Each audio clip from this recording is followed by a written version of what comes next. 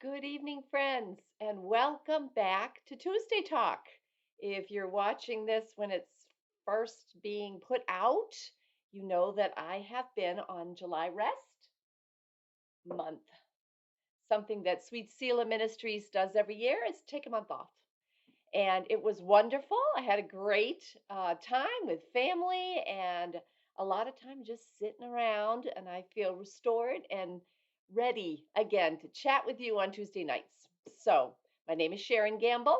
I'm the founder and director of Sweet Selah Ministries, and Tuesday Talks come out every Tuesday night on YouTube and Facebook. If you're on Facebook, the kindest thing you can do is say something, anything. Hi from Illinois. I like your elephant. Hope you had a nice July. I had a nice July. Just hello. When you comment, people get to see it more. So uh, let me know you're there. I'd love to know that. If you're on YouTube, our goal is to get to 100 subscribers. We have some modest goals here. And if you could share this video with others, that'd be great. Or subscribe if you haven't subscribed already. Enough about that. Let's get down to business. We are taking the summer to look at Psalms that have the word Selah in them. Selah is sort of the cornerstone mark of our ministry. It means we believe, to stop, to pause, to be with God, to think about the things of God, to meditate on the word, to pray, to be in his presence. And so when we find that word in the Psalms, we want to kind of stop and take notice. So the next psalm is Psalm 32, and we're going to be talking tonight about total honesty. And that actually relates to the elephant. Those of you who have heard my elephant story know it is not my favorite one to tell, but it just fits too good not to tell it tonight with this particular psalm. So, Psalm 32, let me read the first four verses to start us off. A psalm of David. Oh, what joy for those whose disobedience is forgiven, whose sin is put out of sight. Yes, what joy for those whose record the Lord has cleared of guilt, whose lives are lived in complete honesty. When I refused to confess my sin, my body wasted away and I groaned all day long. Day and night, your hand of discipline was heavy upon me. My strength evaporated like water in the summer heat. Selah. All right. David did something wrong. It might have been the big wrong thing with Bathsheba. Doesn't say that here. Or it could have been another wrong thing because let's face it, we all do wrong things. And it weighed on him heavily. So I have experienced that. A long time ago, when my husband was teaching at West Point and working on his PhD, we had the opportunity to trade houses with someone in London. They flew over to America, watched our two dogs, and mowed our lawn, and drove our car around and enjoyed America. And we lived in their house in London. It was a fun switch. It was a little bit of a nerve-wracking switch because we found out once we got there that only I would be allowed to drive their car. American servicemen were considered too great a risk, but an American housewife evidently wasn't. So I was able to insure us, and Ray's insurance would be sky high if he had driven the car.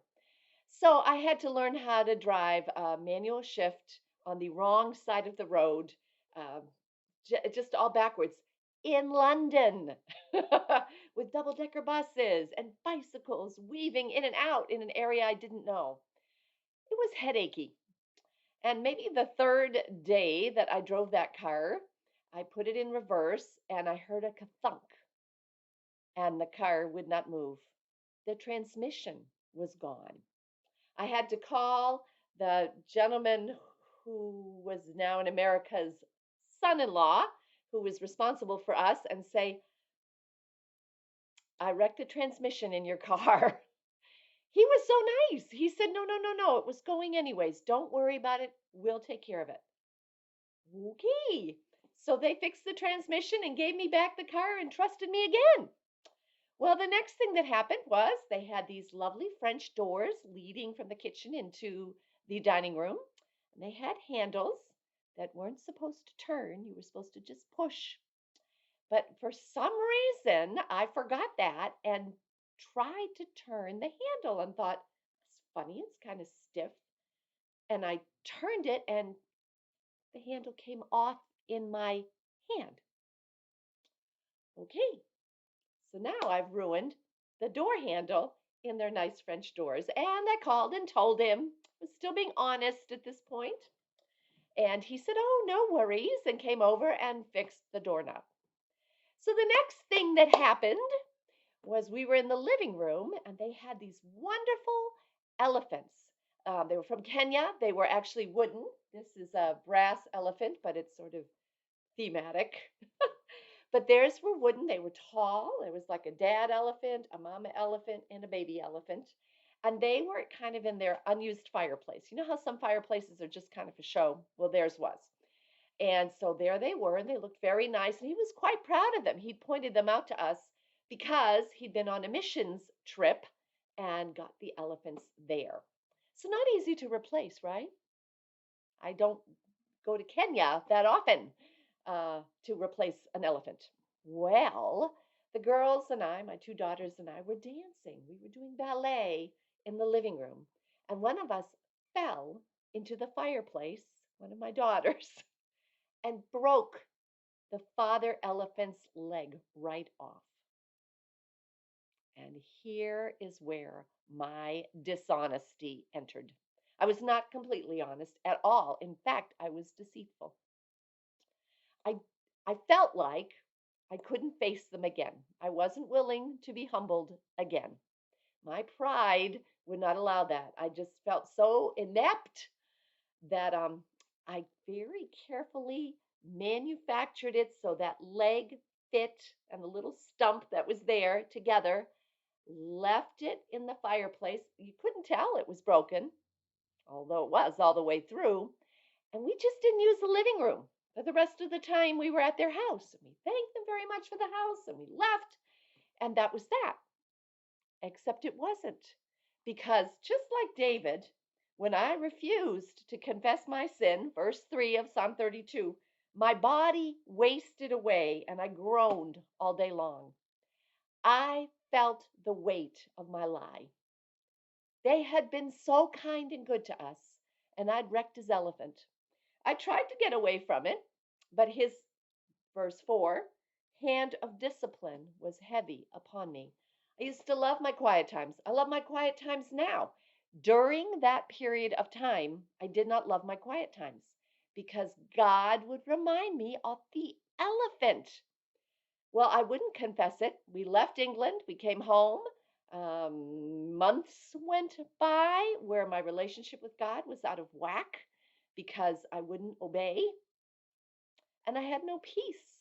And of course, the longer you wait to confess something like that, the more embarrassing it is because now you've quadrupled your sin.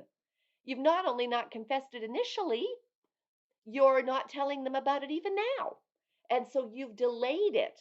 And they know that you have not only not told them, but you've waited months.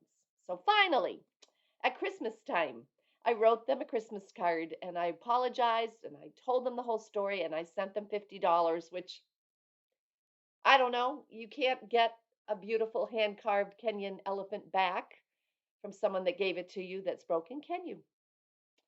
And I can't even remember if they wrote back at this point. I just know that my guilt lifted.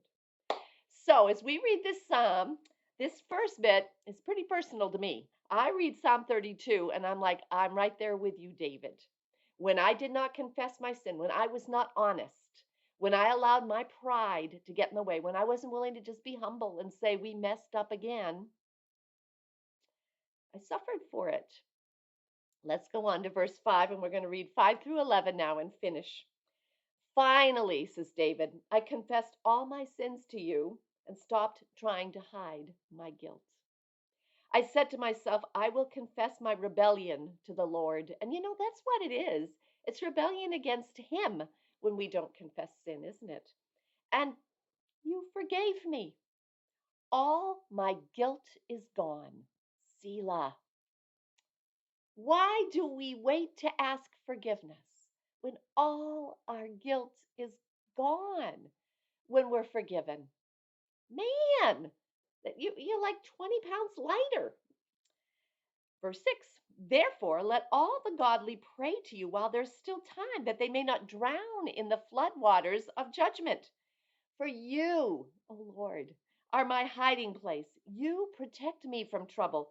You surround me with songs of victory. Selah. You know, sometimes the greatest victories are over our own stubborn, foolish selves. And when we are finally completely honest before Him and confess our guilt and are forgiven, oh, the shame goes. The victory is there. The joy is back. Verse 8. The Lord says, I will guide you along the best pathway for your life. I will advise you and watch over you. Do not be senseless, like a horse or mule that needs a bit and bridle to keep it under control. Many sorrows come to the wicked, but unfailing love surrounds those who trust the Lord. So rejoice in the Lord and be glad, all you who obey him. Shout for joy, all you whose hearts are pure. Guys, do you know what makes a pure heart? Not perfection, or none of us would ever, ever, ever have pure hearts. Complete honesty before our King, who sees us anyways, and a desire to do right, and a desire to run toward him when we've sinned to be forgiven. This is Psalm 32. It's worth those Selah pauses, isn't it? To just think on it. We can't rush through reading our Bible just to get it done. Let's linger, let's listen, and let's apply it to our lives. There is rest and victory in God when we are completely honest. May God bless you in the week ahead, and may you give Him your whole heart, your complete honesty, and rejoice in His amazing forgiveness.